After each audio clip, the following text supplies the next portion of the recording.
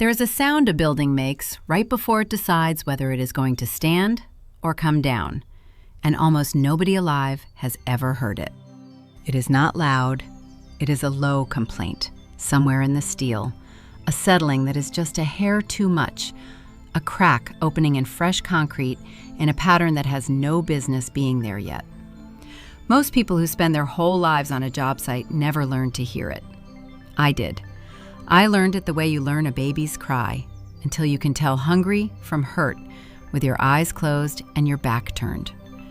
And on a bright Thursday in October, with the mayor standing up on that deck and 3 news cameras pointed at a banner that said, "Topping out," I heard it.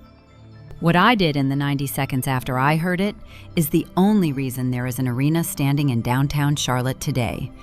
It is the only reason 11 men went home to their wives and their children that night instead of into the ground. And the people who had spent 2 years treating me like I was hired to carry the coffee and write down what the men said, they got to watch me do it. But let me back up. Because you cannot understand the day the floor moved unless you understand the 2 years they spent telling me to sit down. My name is Vanessa Holt. I am 44 years old, and I am a structural engineer. That means I am one of the people who decides whether the building you are sitting in right now stays up. Not the architect, who decides what it looks like. Me, the one who decides whether it holds. I live in Charlotte, North Carolina, in a house I bought myself, and I have been licensed for 19 years, and I have signed and sealed the structural drawings for 2 hospitals, a parking deck that holds 900 cars, a water treatment plant, and the arena I am about to tell you about. When an engineer signs and seals a drawing, she is putting her name and her license on the line that says, "I have checked this, and it will not fall." There is no bigger promise in my profession. I have never broken it, not once. Before I go on, let me ask you something, and I mean it. I read these. If you have ever been the only one of you in the room, the only woman, the only one who looks like you, the only person nobody expected to be the one in charge, tell me in the comments what you do for a living. Tell me your trade. I have got a feeling there are a great deal more of us out here than that room ever believed. Now, where the I comes from, my daddy was a carpenter.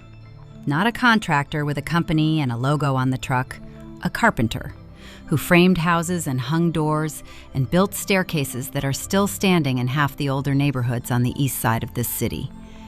He could not have told you the equation for a bending moment if you held him upside down, but he could lay a hand flat on a beam and tell you it was going to fail before any inspector with a clipboard knew a thing was wrong. He used to say a board will tell you the truth if you shut up long enough to let it. He carried a folding wooden ruler in his back pocket, the old kind that snaps open joint by joint, and he taught me to read a frame with it before I could read a chapter book. When he passed, I took that ruler. It is in the inside pocket of my jacket right now. It has been in my pocket on every job I have ever run. I am the first person in my family to go to college. Nobody handed me this. There was no uncle in the union to get me on, no professor who took me under his wing because I reminded him of himself. I was usually the only black woman in the lecture hall, and then the only black woman in the firm, and then the only black woman on the job site. And I learned early that I was not going to be allowed to be merely good. Good was for the men who looked the part. I had to be undeniable. So I became undeniable. I check my work 3 times when the code requires once. I have caught errors that would have killed people, and I have caught them by being the kind of careful that the world calls difficult when a woman does it, and thorough when a man does. Let me tell you about one of them, because numbers do not scare anybody until they have a face. Years ago, when I was the junior on a parking structure 2 states away, I flagged a connection that did not sit right with me. A little welded plate, carrying more load than I thought it should. The senior engineer, a nice enough man, told me the original calculation was fine and not to worry myself. I worried myself. I ran it again on my own time, at my own kitchen table, and I was right. The plate was undersized, and we caught it and fixed it before a single yard of concrete went down. Nobody thanked me. There was no ceremony. But about a year later, on a different job in another city, a structure with that very same kind of flaw, signed and sealed by people who did not have a worried woman in the room, came down while it was still being built, and 2 men did not go home. I never met them. I do not know their names, but I have carried them with me ever since. Because the difference between a worried woman being heard and a worried woman being hushed is sometimes the difference between a man eating supper with his children and a man in the ground. That is the weight I carry into every meeting where somebody tells me to grab the door. The arena was supposed to be the crown of my career. A long-span structure. A beautiful, complicated thing, with an upper concourse that had to carry thousands of people and cantilever out over the street below like it was floating. I was the engineer of record. My name, my seal, my promise. I designed the bones of that building. Every column, every beam, every connection where the steel hands its load to the next piece of steel. I knew that frame the way you know the words to a song from your childhood. I could close my eyes and walk the load path from the roof all the way down into the bedrock and tell you exactly where every pound of it went. That is not bragging. That is the job. An architect dreams the shape, and that is a beautiful gift. I do not knock it, but somebody has to make the dream legal with gravity, and that somebody is me. On the children's hospital I did downtown, the architect wanted a soaring glass atrium with almost nothing holding up the roof, because he wanted sick children to be able to look up and see sky on the worst days of their lives. Everybody told him it could not be done without a thicket of columns right in the middle of the lobby. I found a way. I hid the strength inside the walls and ran it through places nobody would ever look, so that a child being wheeled in, scared half to death, could glance up and see nothing but light. That is what the good ones do. We carry the weight so completely that you forget the weight was ever there. And then, people who have never carried anything heavier than a coffee cup look at us holding up the entire building and ask us to go fetch them one. And then the developer brought in Chase Whitman. I want to be fair to that man, because this is not a story about a monster, and I have no use for cartoons. Chase was 38, the developer's project executive, brought on to drag the job in on time and on budget. He was not stupid, and he was not cruel. He was a man in a hurry who genuinely believed that the most important thing in the world was the ribbon-cutting date, and who could not, no matter how the evidence stacked up, make himself believe that the quiet black woman with the wooden ruler was the smartest structural mind on his project. His eyes would slide right off me to the older fellow we had brought in as a peer reviewer, a white-haired consultant named Dale, and Chase would direct every hard question to Dale, even when Dale's answer was, and I heard this more than once, well, that would be Vanessa's call. The first big meeting. I will never get it out of my head. 20 people around a table, and I walk in with my drawings rolled under my arm, and Chase looks up and says, real friendly, "Oh, perfect. Can you grab the door? And we're going to need someone to take notes." Can you grab the door? I had designed the building we were meeting to discuss. I said, "I'm Vanessa Holt. I'm the engineer of record." And he said, right, of course," in the voice of a man who has already decided he will not be remembering that. And he turned back to Dale. I could give you 20 of those moments. The day a subcontractor handed me his coat at the trailer door and asked me to hang it up. The day a city official walked the site with us and shook every man's hand and nodded at me like I was furniture. The way I was Vanessa in every email while the men were Mr. Whitman and Mr. Reardon and engineer such and such. The afternoon, a young project coordinator, sweet kid, did not mean a thing by it, asked me if I was with the diversity program, because in his entire life, nobody had ever shown him a picture of an engineer who looked like me. There was the design review, where I solved the single hardest problem on the whole job, a transfer girder that had to carry an entire line of columns over the open bowl of the arena where there was nothing underneath to hold it. I worked that problem for 3 weeks. I walked the room through my solution, every line of it. And when I finished, Chase turned to the table and said, "Great, so the team is recommending we move forward with the transfer approach." The team. As if my answer had floated down from the ceiling.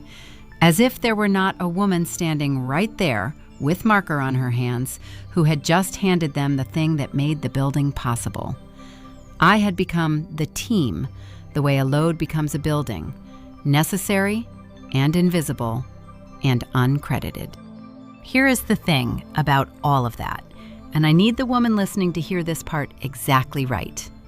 Not one of those moments, by itself, was a crime. Each one was small enough that if I had stopped the meeting and named it, I would have been the one with the problem. I would have been sensitive. I would have been difficult. He didn't mean anything by it. And so you let it go. The way I had been letting it go for 19 years. One small thing at a time. Until letting go is just the shape your hands have learned to make. You tell yourself it does not touch the work.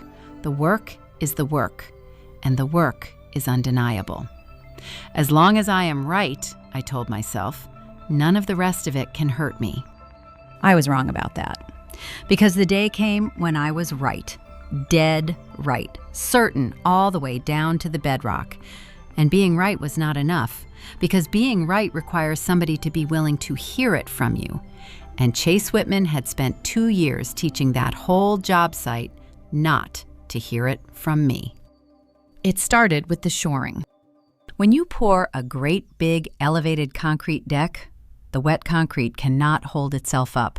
It weighs an enormous amount, and for the first few weeks, until it cures and gains its strength, the whole thing has to be held up from below by a temporary forest of steel towers and beams called shoring or falsework. The shoring is not the famous part. Nobody cuts a ribbon for the shoring, but if the shoring is wrong, the deck comes down while it is still wet, and it takes everybody standing on it down with it. The shoring is one of those quiet, unglamorous things that the whole world stands on without ever knowing its name. The shoring design for the upper concourse came across my desk, and within an hour, I knew it was wrong. Not a matter of opinion, wrong. The reshoring plan did not account for the full construction load during the pour, and somebody, to save a few weeks and a little money, had swapped the specified shoring system for a lighter one and had not run the numbers again. I ran the numbers. The way it was designed, at the moment of maximum load, that falsework was going to be carrying more than it could safely hold. There was a margin of safety, and the margin was gone. It was sitting right at the edge of failure, and concrete pours do not respect the edge. I wrote it up, clear every number shown, the way my daddy would have wanted. No drama, just the truth, standing there patient as anything. I sent it to Chase and to the construction manager, and I said in plain words, this shoring is not adequate for the pour. We need to revise it before we place a single yard of concrete. And Chase wrote back and copied half the job and said, we've reviewed this with the team and we're comfortable. The pour stays on schedule. We can't keep chasing every what if, Vanessa, or we'll never finish. Every what if. As if I were a nervous woman jumping at shadows. As if I had not put 19 years and 2 hospitals and my own name on the line learning the exact difference between a what if and a warning. My own managing partner called me into his office about it. Gerald, a decent man who had given me my first real shot 15 years before, and who I believe genuinely respected me, which somehow made it land harder. He shut the door and he said, Vanessa, you are the best engineer in this building, and everybody here knows it. But you have got to learn to pick your battles. We have 2 more jobs riding on this developer's goodwill. I need you to find a way to be right that doesn't cost us the relationship. Find a way to be right that doesn't cost us the relationship. I have turned that sentence over in my hands more times than I can count, because what he was really asking me to do, without ever quite saying it, was to make my warning small enough that it could be set aside without anyone having to feel bad about setting it aside. He was asking me to hand them a polite way not to listen.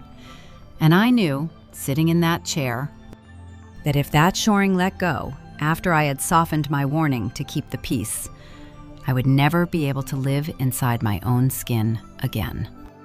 So I did it by the book, every single step. I did not just send one email and let it drift off into somebody's inbox to die. I issued a formal field notice, the kind that becomes part of the permanent legal record of a project, stating in plain engineering language that the shoring as installed did not meet the required factor of safety for the planned pour, and formally recommending that the placement be held until the falsework was revised and reanalyzed. I requested, in writing, that the pour be stopped. And I watched that request get carried up the chain and carried right back down again. Declined, with a 1-line note that the schedule could not absorb the delay. I had done everything a person is supposed to do.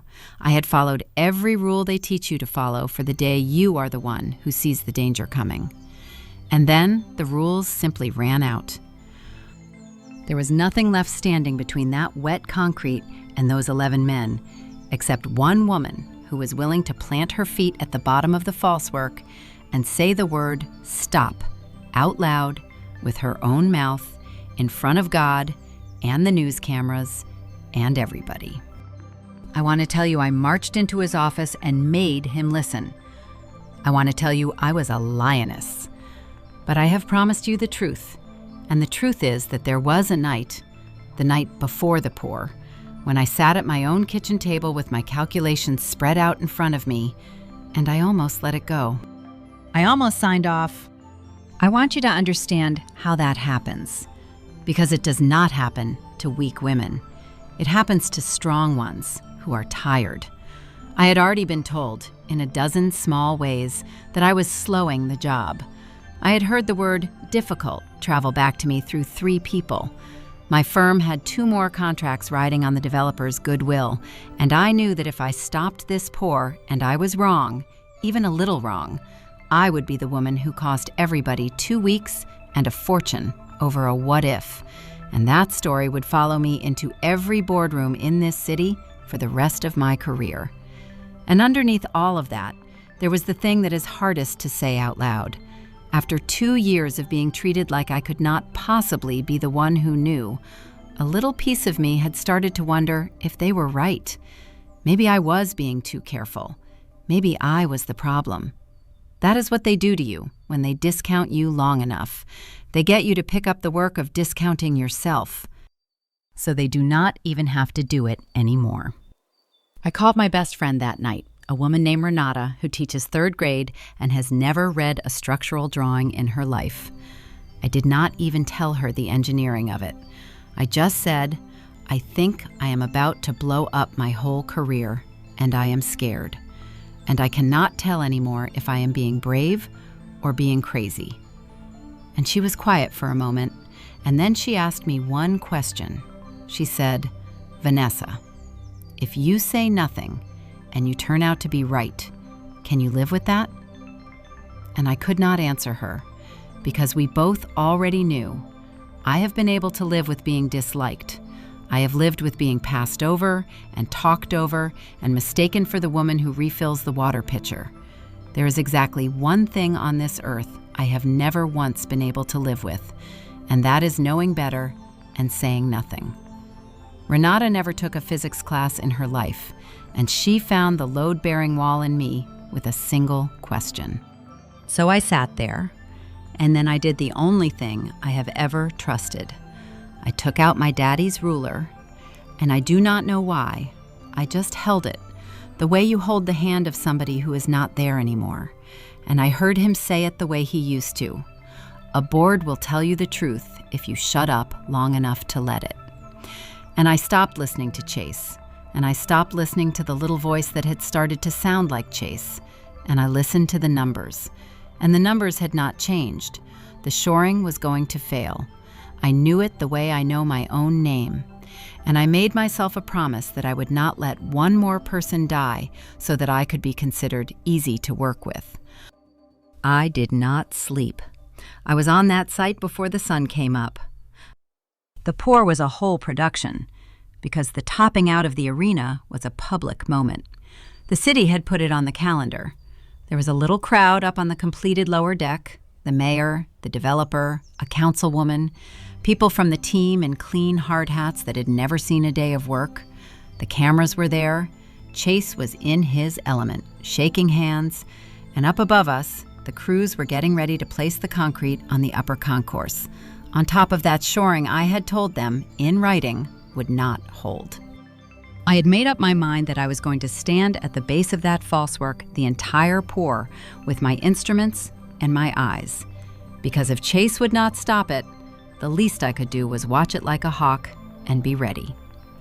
I set up my level and my targets so I could measure deflection in real time, how much the structure was sagging under the load as the concrete went in. A little deflection is normal. You expect it. What you watch for is the rate. You watch for the moment the sag stops being slow and steady and starts to run away from you, because that is the structure telling you it is about to let go. I want you to picture it the way I lived it. Up on the finished lower deck, behind a rope, the dignitaries in their little clean hard hats, holding paper cups of coffee, somebody at a microphone giving a speech about progress and partnership and a bright new day for the city. And down where I was, the real job, the pump trucks groaning, the concrete coming in a thick gray river, the crews working it with their screeds and their boots, 11 men strung out across that long cantilever, doing the most ordinary kind of dangerous work there is. And me, off to the side, bent over my level, reading numbers off a target that not one other soul in that bright morning was even looking at. That is the loneliest place I know. Being the only person watching the thing that is about to go wrong while everybody else is watching the ribbon. For the first hour, it behaved slow, steady, with intolerance. And then the crews reached the heaviest section, the long cantilevered span out over the street, and I watched my numbers, and the deflection picked up. Then it picked up again, and then I heard it, that sound, the low complaint in the steel. A crack opened in the shoring tower nearest me with a noise like a knuckle popping, and a fine line of concrete dust sifted down through the morning light, and every hair on my arm stood straight up, because I had heard that exact sound once before, years ago, on a job where we had not been so lucky. I did not call Chase. There was no time to argue with a man who had spent 2 years not hearing me. I turned to the foreman running the deck, a big, quiet ironworker named Sully, who had been on 100 jobs and had watched me be right enough times to trust the look on my face. And I did not say please. And I did not say, I think. And I did not soften one single word. I said, Sully, get them off. Now. All of them. The deck is going. And Sully looked at me for exactly 1 second. And then he did not ask a single question. He put 2 fingers in his mouth and blew a whistle that cut clean through everything. And he started roaring at his men to drop everything and clear the deck. Move, move, move. And they did, because that is what good men do when somebody who knows speaks with that much certainty. Chase came running. I can still hear him. What are you doing? What are you doing? We are on camera. You are going to stop the pour over a what if? Do you have any idea? And I did not even turn around. I was watching my numbers, and I was counting men off that deck, and I said the only thing I had left to say to him, count them, make sure every man is off, and then you can fire me. 11 men. I counted 11 men come down off that span. The last one had his boot on the ladder when the shoring let go. It did not explode like the movies. It was worse than that, because it was quiet and it was certain. The falsework tower folded almost gently, the way a person's knees buckle, and that whole section of wet concrete deck dropped, what felt like forever, and was really about 4 feet, and slammed into the shoring below in a roar of dust and a sound I felt in my teeth. The section held there, sagging and ruined, hanging on the structure I had designed underneath, the permanent steel that did its job and caught it. If there had been a single man standing where they had been standing 90 seconds before, we would not be having this conversation, and that man's family would have spent the rest of their lives with a hole in it. Silence. The whole crowd up on the lower deck stood there with their hands over their mouths. The cameras, which had come to film a ribbon, filmed that. And in the middle of all that dust, Chase Whitman turned and looked at me. And for the first time in 2 years, that man actually saw me. I will not lie to you and tell you he fell on his knees and begged my forgiveness. Grown folks know it rarely goes like that. What happened was quieter and, in its way, bigger. The investigation took weeks, and every page of it, every single page, said the same thing the numbers on my kitchen table had said the night before. The shoring had been changed without reanalysis. The engineer of record had identified the deficiency in writing and recommended the pour be stopped. The recommendation had been overruled by the project executive to protect the schedule. It was all there, in black and white, in language no camera could spin. I had warned them. They had it in writing. And the only reason anybody was alive to read the report was that one woman had refused, finally, to be talked out of what she knew. Chase was quietly gone from the project inside a month. Not in disgrace, exactly. Men like Chase have a way of landing soft, but gone. And here is the part that matters, the part I want you to take with you. They did not push me out. They could not afford to. The developer's own lawyers made that very clear to everybody in the building. The owner came to me directly, not to Dale, not to the firm, to me, and asked me to stay on and see the arena through to the end, on my terms. And I said yes. Because that building was mine. I had designed its bones, and I had caught it when it tried to fall, and I was not about to walk away and let somebody else's name go on the finish of my work. Gerald, my managing partner, the one who had asked me to find a way to be right that did not cost the relationship, came and found me after the report came out. He did not make a speech either. He just said, "I was wrong to ask you to soften it. Don't you ever soften it for me again." And I told him I would not, and I meant it. And we have done good work together since, on a footing that is honest now. Some people, when the truth finally lands on them, have the grace to stand still and let it. Some don't. You find out which is which on the bad days, not the good ones. And Sully, the foreman, the man who blew that whistle without asking me a single question. About a week after, he found me in the site trailer, and he set a hard hat down on the table in front of me.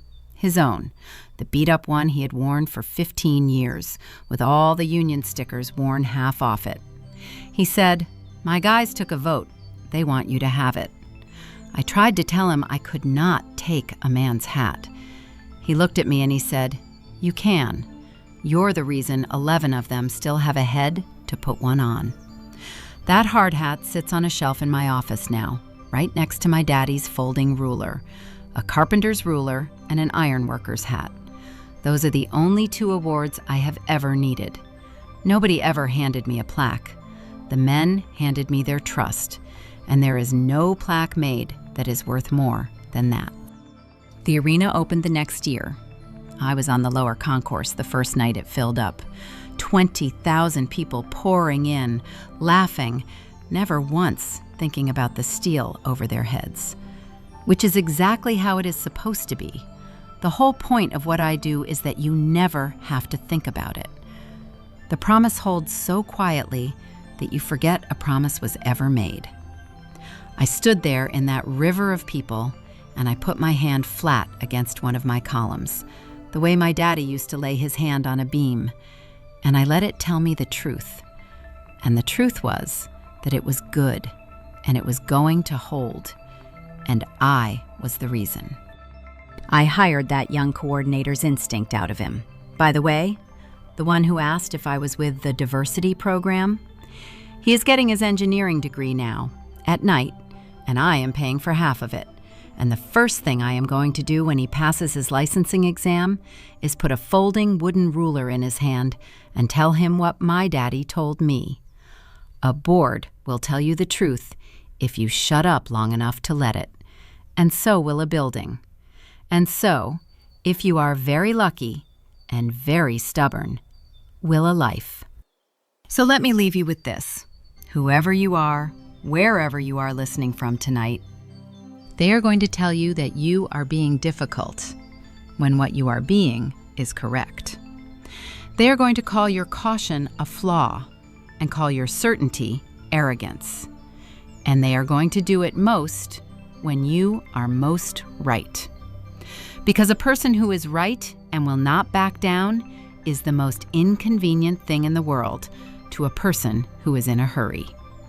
Do not let them talk you out of what you know. Check your work and check it again. And when you are sure, be sure out loud. You do not owe anybody your silence to make their schedule easier. The day will come when the thing you warned about starts to fall.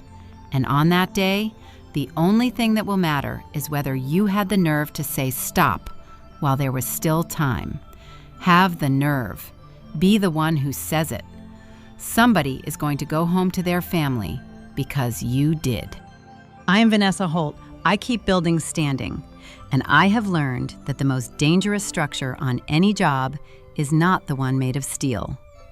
It is the silence of a woman who has been told one too many times to sit down and take the notes. I will never be that silent again. Neither should you. If you have ever been right and ignored, if you have ever been the one who said stop and got called difficult for it, get down in the comments and tell me what it was. I want to hear it. And so do all the people scrolling past who think they are the only one. And if this story put some steel back in your spine, you know where the button is. Take care of yourself out there, and do not you ever take the notes when you were the one who wrote the book.